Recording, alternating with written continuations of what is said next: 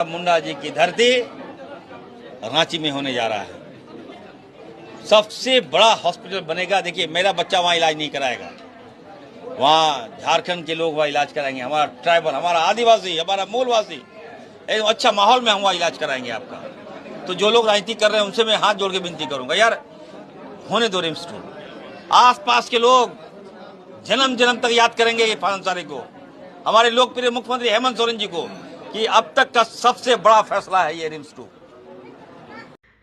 देखिए, रिम्स 2 अस्पताल का बनाने का हम विरोधी नहीं है, लेकिन सवाल सबसे पहले जिस तरह से आबादी बढ़ रही है उस तरह से अस्पताल का निर्माण होना चाहिए। और कोई भी सरकार अगर बनती है तो सरकार का पहली प्राथमिकता जो होनी चाहिए, स्वास्थ्य, शिक्षा, रोजगार, पानी, बिजली, सड़क, ये चीजें होनी चाहिए। इसका मैं स्वागत करता हूं, लेकिन सवाल ये उठता है कि जो रिम्स 1 है, क्या रिम्स 1 का जो अस्पताल बना है क्या वो सही से संचालित हो रहा है? क्या उसमें डॉक्टर हैं? क्या उसमें नर्स हैं? क्या उसमें दवाइयां हैं? क्या उसमें मैनेजमेंट सही से काम कर रही है? क्या जितनी भी मशीनें लगी हुई हैं, जितना करोड़ों करोड़ों अरबों अरबों रुपये उसमें खर्च हुए हैं, क्या वो सही से संचालित हो रहे हैं? नहीं, ये मैं नहीं कह रहा हूं। अगर रिम्स अस्पताल में जितने भी मरीज इलाज कराने गए हैं वो सभी लोग ये बातें कहेंगे, तो क्या रिम्स 2 का निर्माण नहीं होना चाहिए? एकदम होना चाहिए। मैं एकदम कहता हूं कि रिम्स अस्पताल 2 का निर्माण होना चाहिए, लेकिन साथ साथ रिम्स 1 का हालत सुधरना चाहिए। ये पहली बात है। अब बात है कि रिम्स 2 का निर्माण होना है। रिम्स 2 के बारे में सबसे पहले जानिए कि 120 एकड़ में यह अस्पताल बनने वाली है। ये 2600 बेड का अस्पताल होगा। इसमें लागत जो आएंगे वो 6000 करोड़ रुपए आएंगे। 6000 करोड़ रुपए में ये अस्पताल जो है 2 फेज में बनेगी। पहला फेज में 1300 बेड का और दूसरा फेज में 1300 बेड का। यानी एक फेज का जो निर्माण का जो खर्च आएगा, जो लागत आएगा, वो लगभग 3000 करोड़ रुपए आएगी। 3000 करोड़ रुपए आएगी। अब ये सरकार क्या कर रही है, यहां सोचने वाली बात है। किस तरह से हमें जनता को गुमराह कर रही है, किस तरह से जनता को बेवकूफ बना रही है, ये सोचने वाली बात है। बात यह है कि सरकार 3000 करोड़ रुपए जो रिम्स 2 बनाने में जो खर्च आ रही है, उसके लिए एशियन डेवलपमेंट बैंक ADB से कर्ज ले रही है। कर्ज कितना? 1000 करोड़ रुपए के कर्ज के लिए यह बिल पास हो चुकी है। ये बैठक हो चुकी है एशियन बैंक के पदाधिकारी के साथ, मुख्यमंत्री और स्वास्थ्य मंत्री के साथ दिल्ली में बैठक हो चुकी है और ये पास हो चुकी है। कितना? 1000 करोड़ रुपए की लोन ले रही है। अब जो सोच के देखिए थोड़ा सा, एक सरकार ने एक योजना पास किया है जिसका नाम है मैया योजना। मैया योजना में मुख्यमंत्री जी दावा करते हैं कि लगभग 52 लाख महिलाओं को हम मैया योजना देते हैं। 52 लाख महिलाओं को। अब आप जोड़ के देख लीजिए, आप गुना करके देख लीजिए कि 52 लाख महिला इंटू 2500 को गुना कीजिए तो आप कितना रुपया आता है? लगभग 13 अरब रुपया, यानी 1300 करोड़ रुपए लगभग आते हैं। अब 1300 करोड़ को अगर 12 महीने से गुना कीजिएगा तो लगभग 15000 करोड़ रुपए आते हैं। लगभग 15000 करोड़ रुपए। सोचिए जरा, सोच के देखिए। आप एक तरफ अस्पताल का निर्माण कर रहे हैं, उसके लिए कर्ज ले रहे हैं, और एक तरफ आप 15000 करोड़ रुपए साल में पानी की तरह बहा दे रहे हैं, बेफिजूल खर्चा कर दे रहे हैं। जो खर्चा आपको राज्य की मूलभूत सुविधाओं के लिए करना चाहिए, मूलभूत सुविधाओं के निर्माण के लिए करना चाहिए, वो राशि का खर्च आप बेफिजूली में खर्च कर दे रहे हैं, बेकार खर्च कर दे रहे हैं। और जब आपको प्राथमिक सुविधाओं के लिए जब प्राथमिक सुविधाओं की जब बात आती है तब उसके लिए कर्ज लेते हैं। मैं अस्पताल का विरोधी नहीं हूं, मैं विरोधी हूं यहां कर्ज लेने का। वो 15000 करोड़ रुपया पानी की तरह क्यों बहा रहे हैं साल में? अगर मान लिया जाए 3000 करोड़ रुपए अगर एक अस्पताल रिम्स 2 को बनाने में खर्च आती है, तो अगर मान लीजिए एक साल मैया योजना की राशि को केवल बचा लिया जाता है तो कितने अस्पताल बन जाएंगे? यानी 3000 करोड़ इंटू 5 तो कितना होगा? 3 पचे 15, यानी 5 अस्पताल वैसे वैसे बन के तैयार हो जाएंगे। रिम्स 2 जैसे 5 अस्पताल एक साल में बन के तैयार हो जाएंगे, और ये सरकार 5 साल तक चलेगी। यानी 5 साल के राशि को बचा लिया जाए तो 5 चौका 20, 5 पचे 25, यानी पूरा 5 साल के कार्यकाल में जो रिम्स 2 जैसे अस्पताल 25 अस्पताल झारखंड में बन सकते हैं। और जिस तरह से आबादी बढ़ रही है उस तरह से अस्पताल बनने चाहिए। लेकिन कर्ज लेकर क्यों? अगर हमारे पास पैसे हैं और उस पैसों को हम बेकार के चीजों में खर्च कर रहे हैं, फिजूल के चीजों में खर्च कर रहे हैं। जैसे हमारे पास पैसे हैं और हम उसको दारू, गांजा, बीड़ी, सिगरेट पी रहे हैं, और जब हम बीमार पड़े तो उसके लिए कर्ज लेके अपना इलाज कराएं तो दुनिया हमें मूर्ख कहेगी, दुनिया हमें बेवकूफ कहेगी कि नहीं कहेगी।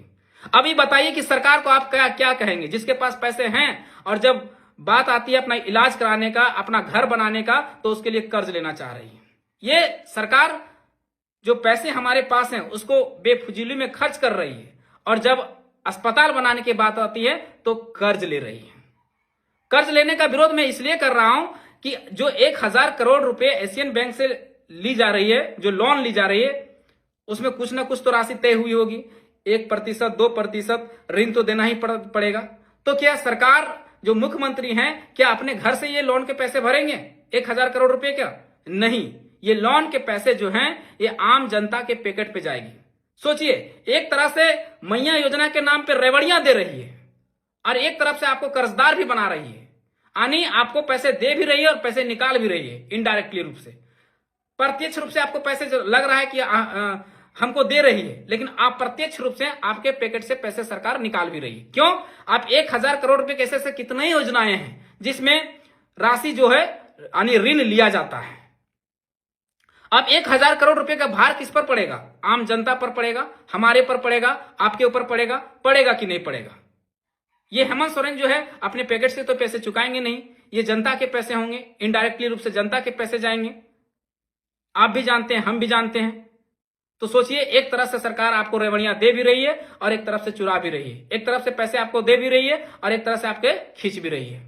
तो भैया हम ये कहना चाहते हैं, हमारा प्रस्ताव ये है कि आप अस्पताल बनाइए, लेकिन अस्पताल उमैया सम्मान की जो पैसे हैं उसको रोक दीजिए और उस पैसे से अस्पताल का निर्माण करवाइए। हमें कर्जदार मत बनाइए। वैसे भी हम बहुत कर्जदार हैं।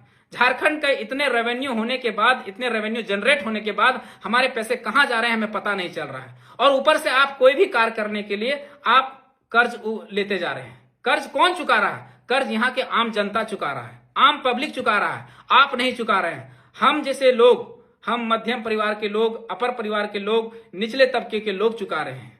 आज डायरेक्टली इनडायरेक्टली रूप से हम लगभग 63 प्रकार के टैक्स दे रहे हैं। जब अंग्रेज थे वो लगभग जब लगाए थे टैक्स तो लगभग 22 प्रकार के टैक्स लगाए थे, और आज केंद्र या राज्य की सरकारों की बात करें तो 63 प्रकार के टैक्स हमसे वसूल रही है।